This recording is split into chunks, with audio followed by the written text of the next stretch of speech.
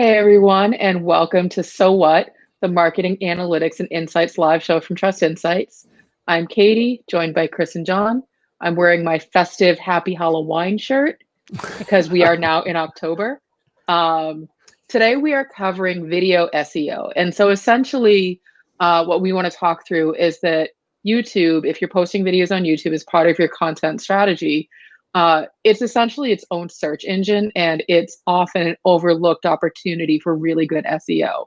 And so Chris is going to walk us through some of the tips and tricks and best practices for SEO optimizing your videos on YouTube. So Chris, take it away. All right. So our good friends at YouTube, at Google, as everyone is well aware, it is the largest video site in the world. If you're going to optimize for video, this is a place to do it. It is the second largest search engine in the world. And our goals as marketers are to be found, right, for the right things, to attract subscribers, and ultimately to drive our subscribers to places that we care about, because we don't want them to stay on YouTube. We do want them to go and do other things.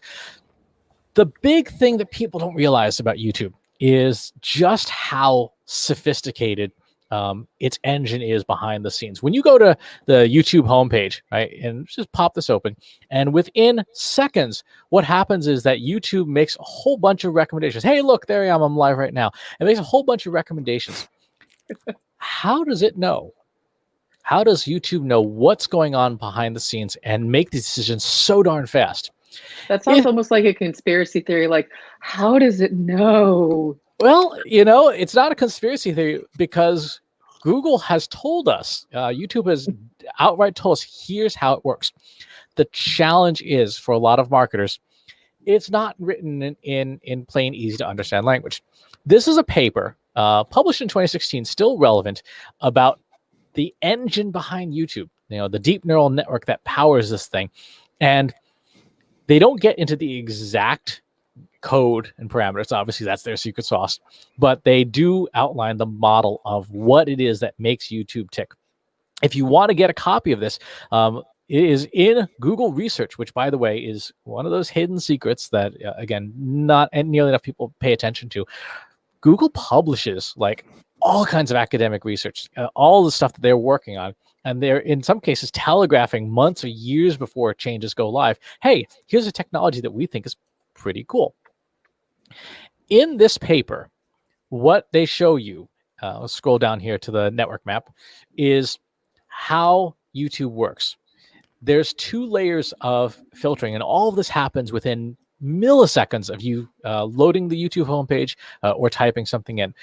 And without getting into the technical stuff, what we see is there are there's a series of decision factors here. One is what's called the watch vector. And this is based on your watch history, the things that you've watched in the past, right? So it can be, I'll pull this up here again. You can see, just based on what's being shown here, the kinds of things that I've been watching recently. I've been watching videos of presidential debates and things. I've watched episodes of the Hot Ones show, which is terrific. I watch a lot of Stephen Colbert. So we have that watch vector. If you are marketing and you're trying to attract certain types of people to your videos, you better know what else they watch. Right? You better know, like, what other things are they interested in. Then there is the search vector. And the search vector is what they've typed into YouTube in the past. Now, this is where natural language processing gets all kinds of involved. To look at all the different ways that you could type in a search phrase, and YouTube assembles that.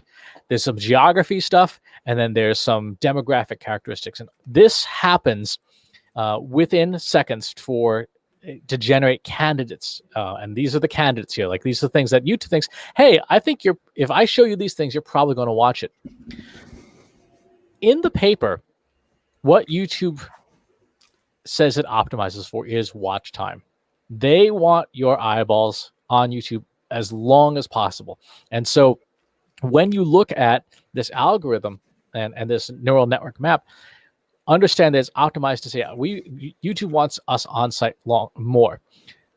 First little tip: if your video is 10 hours long, you're not going to get there's not a whole lot of watch time involved in that, right?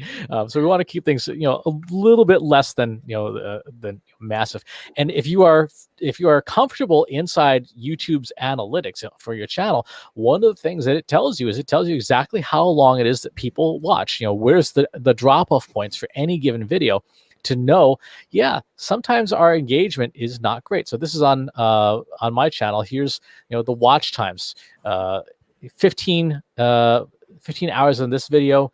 Let's see, go here. Let's go into how to use Google Analytics and engagement. And there's the audience retention. You can see as long as the video is, people get really to about the 3-minute mark, and then we just lose them after that point. So you want to spend some time on your videos. If you find that not a single one of your videos gets more than 14 minutes of watch time, guess what? You've just found how long your video should be. There are exceptions to this rule. There are some people who make YouTube videos, 10 hours of something that's on repeat constantly, and that's its own little thing. But our goal as marketers, again, based on this paper, is to get to completion, get people to the end of the video. So if you have a choice between a 20-minute video and a 10-minute video, consider the 10-minute version. A/B test it, but consider the 10-minute version. So that's the first thing. Second thing, again, this is all embedded search tokens. The way this works in natural language processing is there's text that's available within any given video. What is that text? Well, there's the title, there is the description of the video, there are tags that are going to video, and then there's the secret weapon, the part that everybody forgets, and that is closed captions. If you are not loading closed captions to your videos, you're missing a huge part of the text that you could be providing to Google to say, hey, pay attention to this video. YouTube, for some languages, will attempt its own closed captions. They are terrible.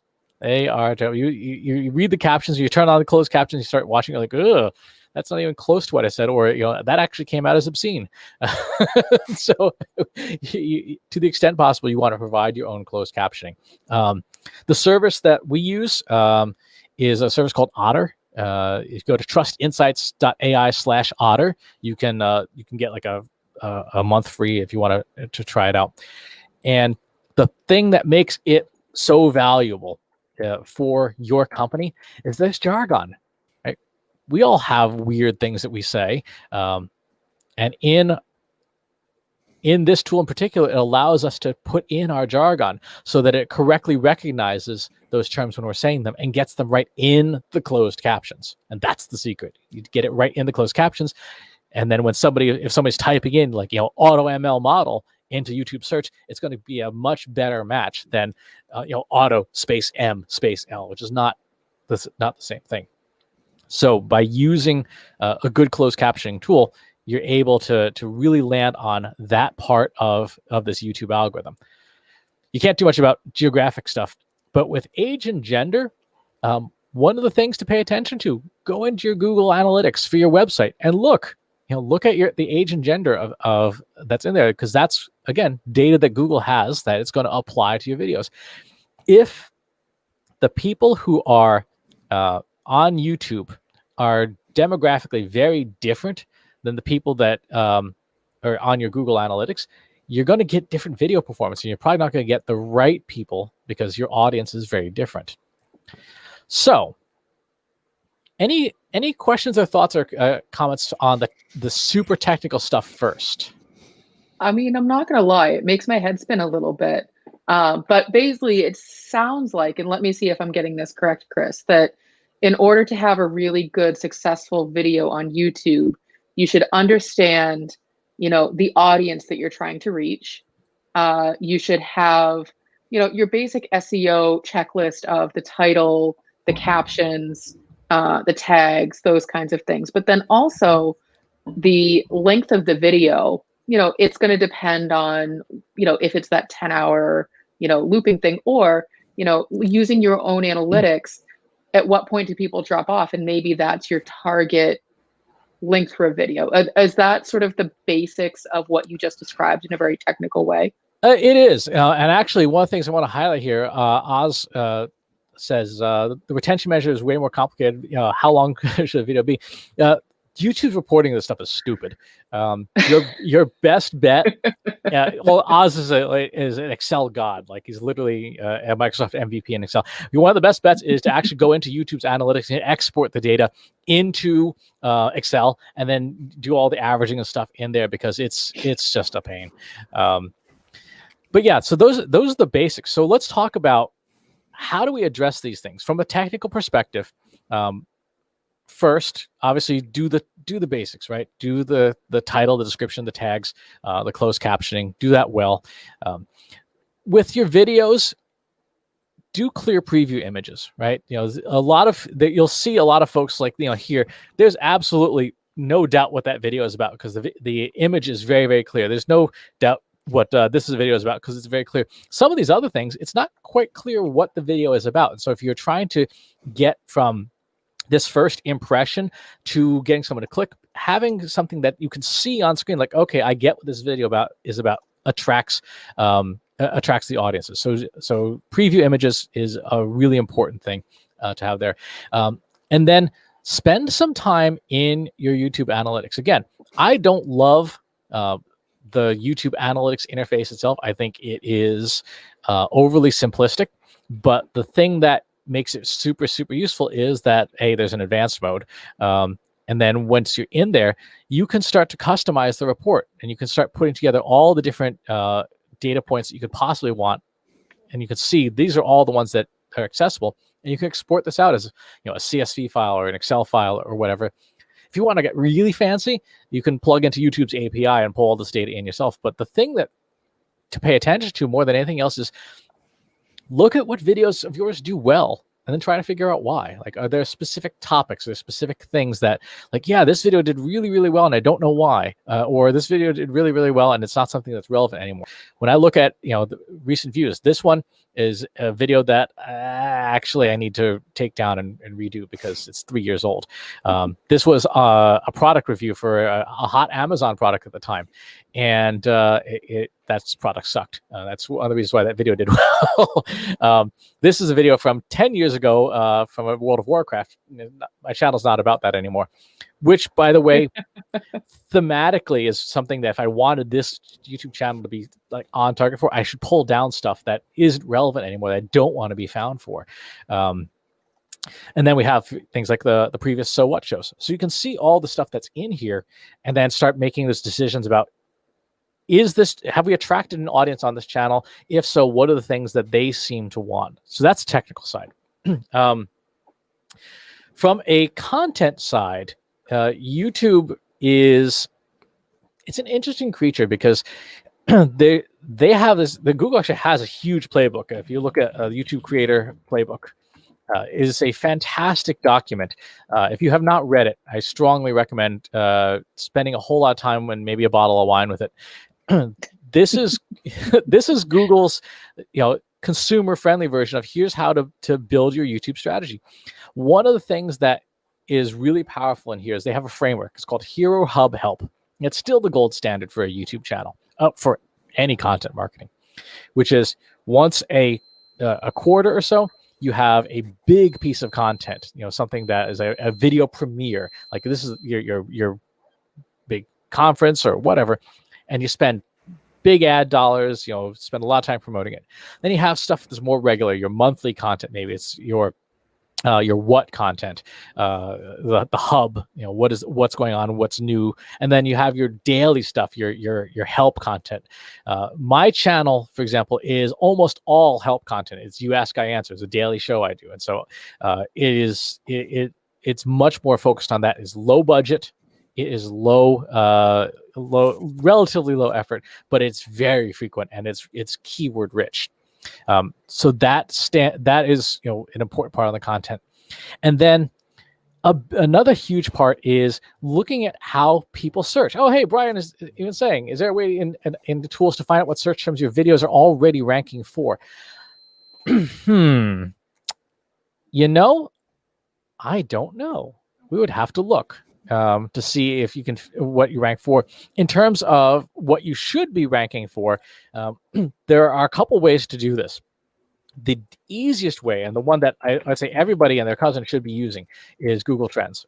Google Trends allows you, type in video marketing here, to look at what's trending, change the geography, and then specifically look at how much search volume occurs on YouTube. And this is where this is really, really helpful, because you can get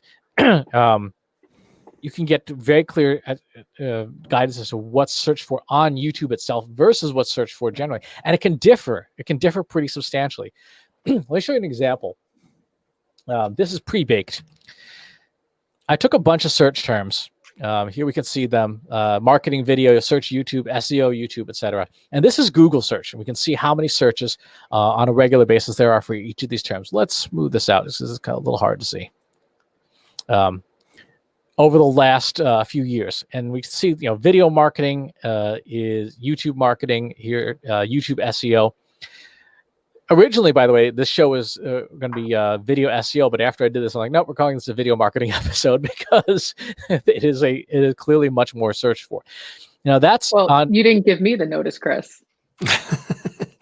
So we're an agile shop here. Exactly. For tomorrow's blog post, that's what we're going to do. Tomorrow's blog post, we have already changed our SEO. Noted. Exactly. But when we look at that same data on YouTube, the keyword list got a lot shorter, right? Because these are just things that, people type in smaller, shorter search queries and fewer terms into YouTube. And the big one is, how do I clear my YouTube search history? So if you wanted to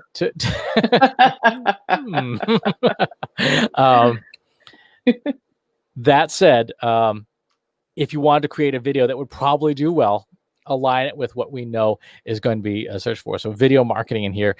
Interestingly enough, though, it's been on a pretty slow decline over the past few years. So using tools like Google Trends, and you can either use the web interface, which I think is appropriate and fine for most marketers. There's also a way to do it programmatically through code, which will get you bigger data, but it's kind of a pain to do. And then spend some time in your SEO tools.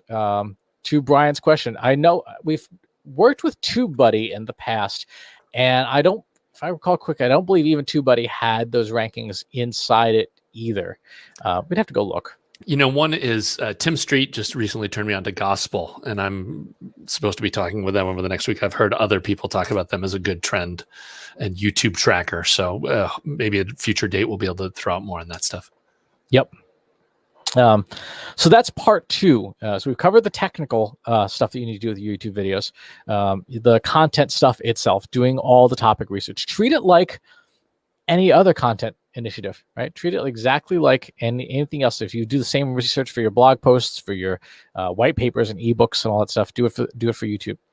The third thing that people forget about with YouTube is the distribution side, and this is huge, because, again, remember this paper.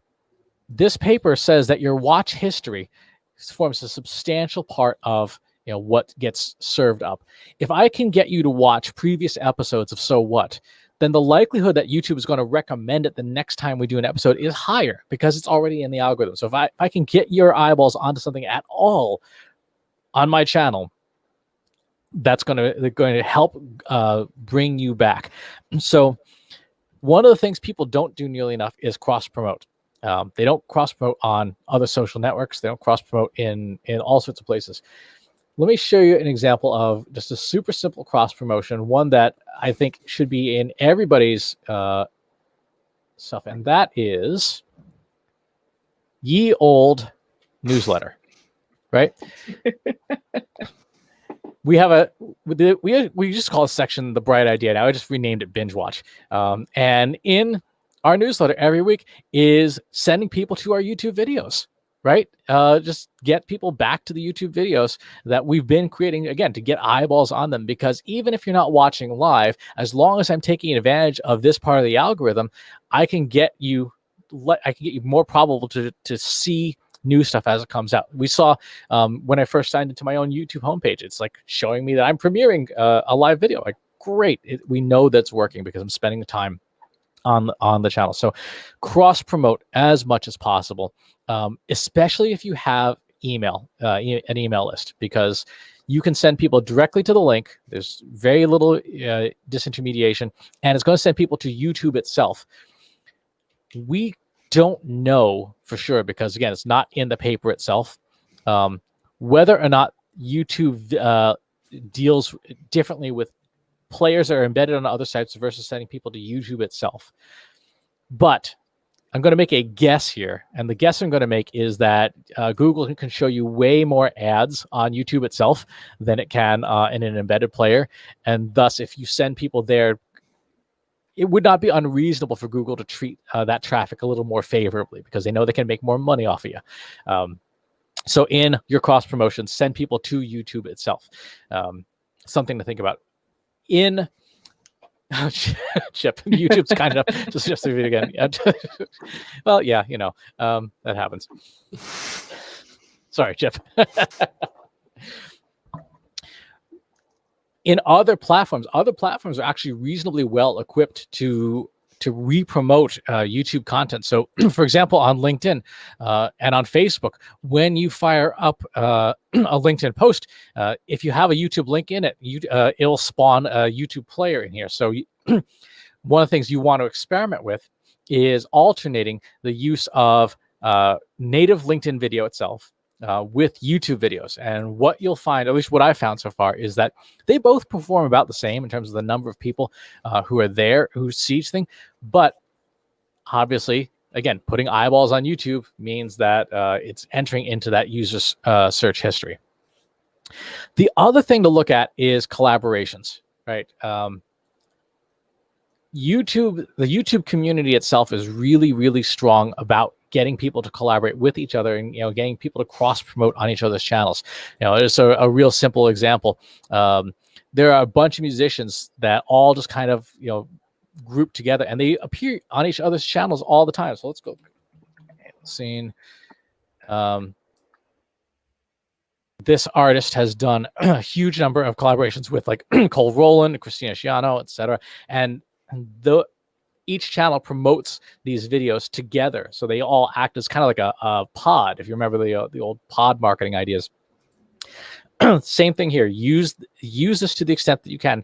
Look for peer channels. So if you've got 1,300 followers on YouTube, look for other channels in your space that may or may not be competitive, and try to collaborate with them so that it's an even exchange. So people can say, okay, I get that. Why would want to work together?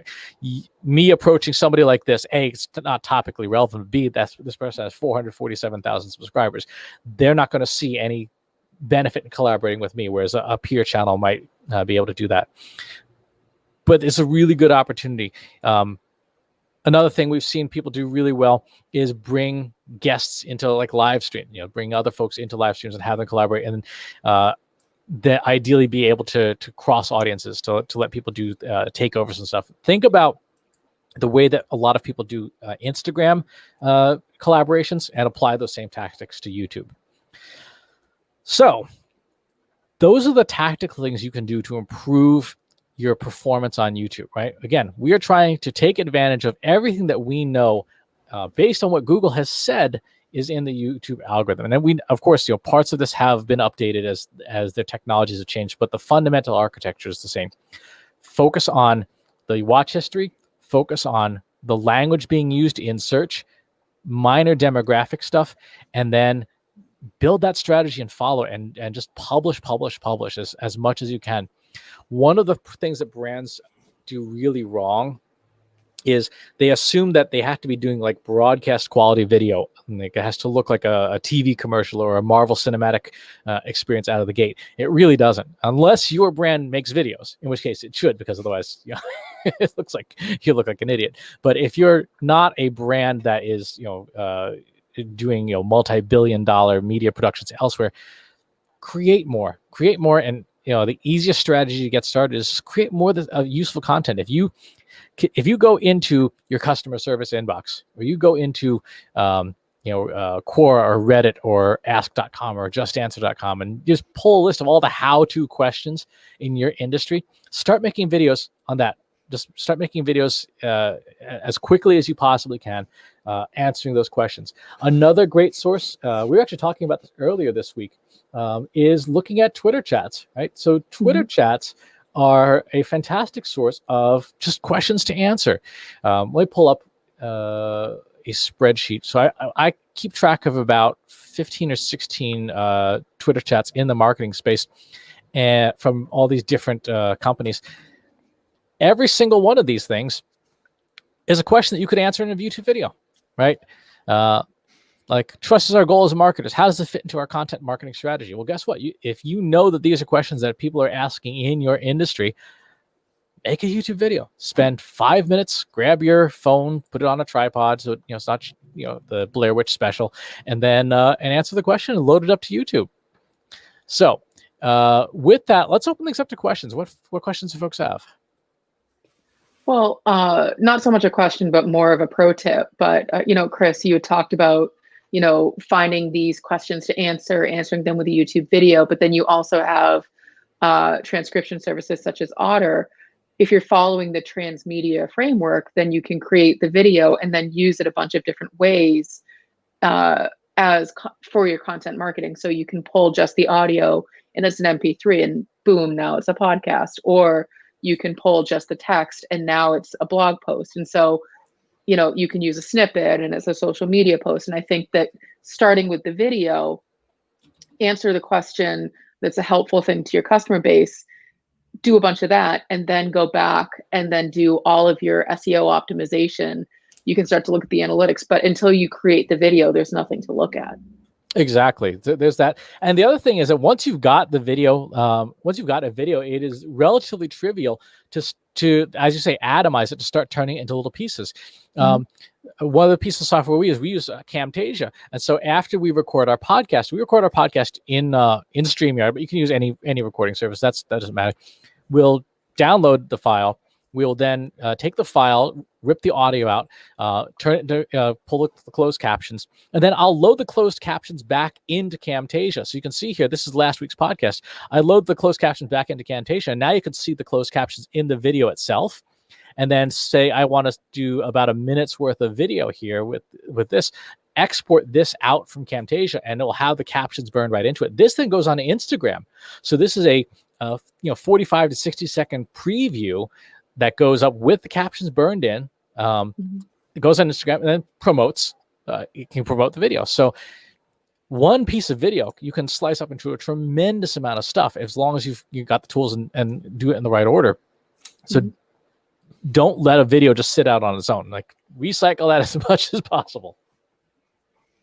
Yeah, as far as organic spread on that too, we see that a lot where, you get some of these videos where it's an hour or 2 hours worth of content, but then they'll go back and chop it all up into 5-minute chunks and throw all the 5-minute chunks out there. And a lot of times you'll get a small a clip that does spike because it answers a specific question, whereas people don't want to have to wade through 48 minutes of video to get to that chunk.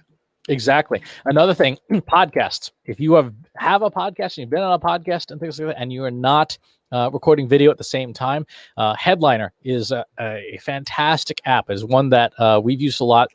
You can take your podcast audio, dump it into Headliner, and then it will create a video of your audio. Now, it's not a picture of you, obviously. It has no idea what you look like, but it gives you a waveform that looks like this. And now you've got video that you can load to YouTube, right? Is it the most exciting thing to look at? No. But it allows you to take audio and turn it into video in some fashion that you can then put up on YouTube. So we have occasionally forgotten to turn on record when we make our podcast. And on those occasions, we can take the audio, run it through Headliner, and spit out video. You can do this in Adobe After Effects as well. But it's a lot more work than to let this app do it. This, by the way, also, if folks are wondering, how do you get your podcast onto LinkedIn? This is how you do it. If it's not a video to begin with, LinkedIn does not accept audio files. LinkedIn does accept video files. So take your podcast, render it like this, and now your podcast is on LinkedIn. Remember that you have a 10-minute limitation. So make it the best 10 minutes of your show. Well, it's funny. This is a little aside. I was listening to Michelle Obama on a podcast yesterday, and she actually started her own podcast. And she was saying that one of the nice things about having a podcast is not having to do your hair and makeup anymore because it's all audio. But we're actually saying that from a marketing perspective, it's better to have video in association with your podcast purely for recording and reusing the material and assets. So you don't have to be like 100% camera ready, but just a little camera ready is probably not a bad thing. Yep. And the last thing we'll say on video itself is the rule from David Temez of Kino Eye and Mass Art Institute is great video begins with great audio. People will watch, and he makes this example in a number of his lectures. People will sit in a bar and watch a game, on a crappy TV, like go to a bar in like South Boston. It's like the old TVs, they're not even flat screens. And people like throwing stuff at the screen. And as long as people can hear it, they are engaged, they're active. Go to another bar where there's like a wall of TVs, but no sound coming from any of them. And people will look at them, every now and again like that, but then go back to other things because it's not that engaging experience. Mm-hmm. Make great audio. Spend the $50, $100 on a decent microphone so that your videos sound good because people will listen to it. And again, if you're turning it into a podcast, you definitely don't want to stick crappy audio into people's ears either. But that's the basics of this stuff. Get going with it. Agreed. All right. So if there are no other questions, we're going to roll on out of here. Thanks for watching today. Be sure to subscribe to our show wherever you're watching it. For more resources and to learn more, check out the Trust Insights podcast at trustinsights.ai/TI podcast and a weekly email newsletter at trustinsights.ai/newsletter. Got questions about what you saw in today's episode? Join our free Analytics for Marketers Slack group at trustinsights.ai/analytics for marketers. See you next time.